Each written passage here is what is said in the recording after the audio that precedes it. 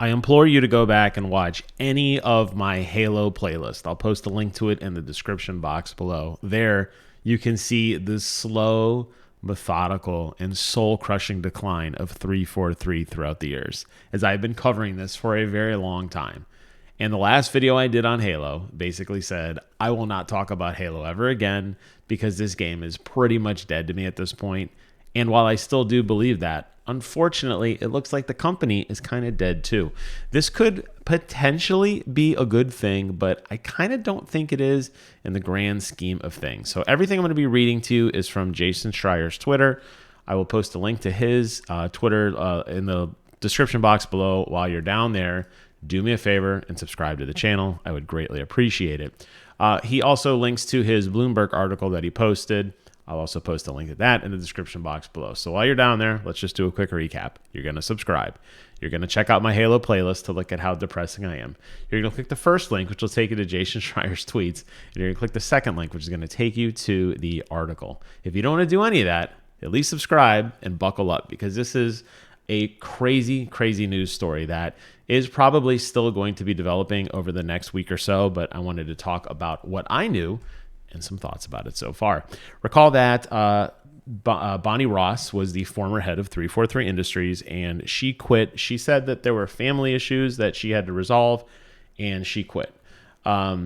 Pierre Heinz took over. Now, he is the guy who basically fixed, you can't see me doing air quotes, but I am.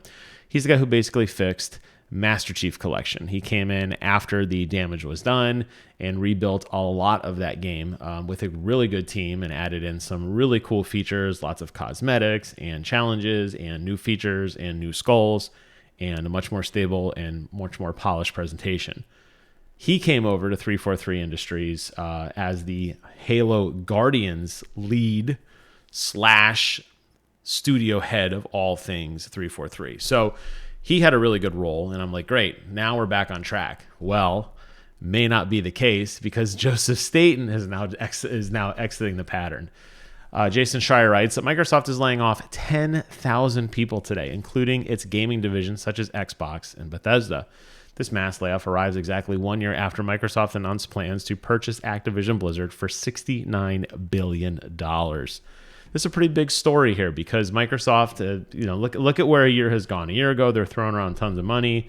Now they can't even pay people, and they're restructuring, air quote, largely in due to probably poor or underperforming performances as we get close to their fiscal calendar review, and they want to make stock people happy, and you know how that crap goes, right? But wow, if you're spending $69 billion, you turn around, you can't even pay the 10,000 people to put you on the map. Not good times. I think I dodged a huge bullet by not going to work for Bungie. Anyways, the scale is not clear, but Bloomberg has so far confirmed that job cuts at Bethesda and Microsoft. So Bethesda Game Studio is taking a big cut, and 343 is taking a big cut. Microsoft has a whole gaming division, obviously, that is, they've been buying studios internally for a very, very long time. They have gone on this wicked tear of buying tons of studios and flaunting all the studios they had, but they weren't really delivering anything. Think of the last time you saw a really cool Bethesda game come out. I'll wait. That's my point, right? And a lot of these game studios are just not doing much of anything. And it's maybe it's finally caught up to them. While Microsoft won't share specific numbers, several employees have told me that 343 Industries was hit hard. This comes in the wake of a long-running hiring freeze and a lot of contractor departures. Now, something that is definitely worth pointing out is this whole theory of contracts and contractors. Contractors are great in what we call a surge. So when you need help today, you hire a contractor. If you want to sustain your product and continue, you grow and develop from within. Too much reliance on contractors means limited cohesion in the team, because people aren't trained to handle the problems that contractors were handled.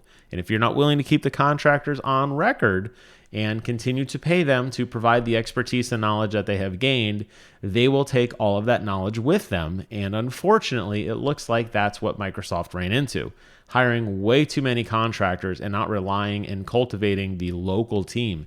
And as a result, letting all those people go is really hurting them in the long run. Note that Joseph Staten, who joined 343 back in 2020, and if you remember, there was a big deal, welcome Joe, and there were parades, and I think people were giving their babies to him. I think Joe was the most common baby name in 2020.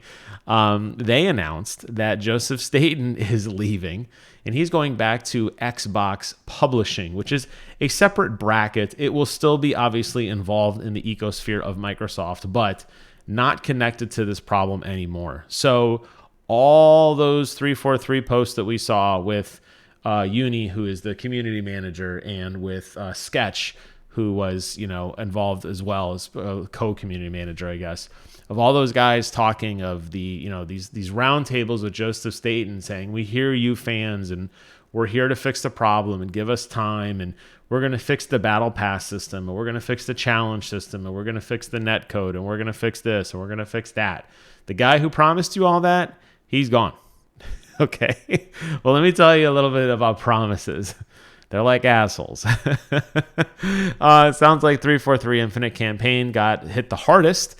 An email to staff, studio head Pierre Heinz, that's the guy I just talked about a moment ago, who's now Mr. Bonnie Ross, essentially, wrote that they've made the difficult decision to restructure elements of the team, which means some roles are being eliminated. So this is so crazy to me. If you go over to the actual Bloomberg article, it's pretty much more of the same. You'll notice over here on the tab that Amazon is in the midst of cutting a lot of people as well. Again, another huge reason that I think I dodged a major bullet not going over to Destiny. And as fun as that job would have been, oh man. Anyways, yeah, so a lot of people are going to be cut loose. A lot of people are going to get dumped, and they're moving on to other things. They talk a lot about, a lot of the engineering divisions are going to be shaken up. The whole Bethesda wing that was, recently acquired, they're going to cut a lot of those people. You got to wonder, could Bethesda have kept those jobs if they didn't get bought out by Xbox? Makes you wonder, doesn't it? And when a lot of these people really cheer these changes, right? You think, oh yeah, we're getting bought out by Microsoft. This is huge. What a big deal for us. We're going to get better benefits and better pay, and we're all going to get laid off. Not good. This is not good. And a lot of this article goes on to talk about kind of the behind the scenes and the stock piece, but it's worth highlighting that Microsoft is not alone in this. And you're really starting to see a lot of the gaming aspect of Microsoft starting to fizzle out slightly. This is something that I have talked about at great length on this channel, not just specific to Halo, but specific to Microsoft as a whole, that Game Pass is not the golden goose that everybody thought it was. And that remains to be true. I think so. Time will tell. It's sad for me personally, again, as a Halo fan, wishing, wanting, hoping, dreaming that one day we'll actually get a just game that, is deserving of the Halo name, that is good. It's been a long time, and it doesn't seem like it's going to get better anytime soon. So all those promises you think you may have heard, all those wish lists, the dreams, the Halo Championship Series, the promises, the fixes in the netcode, all these wonderful things that Joseph Staten has promised are now soundly in the garbage can. And unfortunately, that's where Halo Infinite sits, right next to it. So good luck, Microsoft. I think you all are going to need a major miracle to turn this around. This is not goodwill on you guys. This is not a good news story. This is not something that I'm happy to talk about. This is not something I'm happy for. That's a lot of people who have been displaced by poor management and poor decisions. And by the way, I'll leave you with this. The CEO made almost $55 million last year. I wonder how many employees that figure could have provided. But I'm sure that position's safe. I'm sure the CEO isn't going anywhere. So just disgusting. Anyways, that's it for today's video. Thank you guys so much for watching. Take care of yourselves. Subscribe to the channel. And until next time, I will see you guys on the other side. Take care.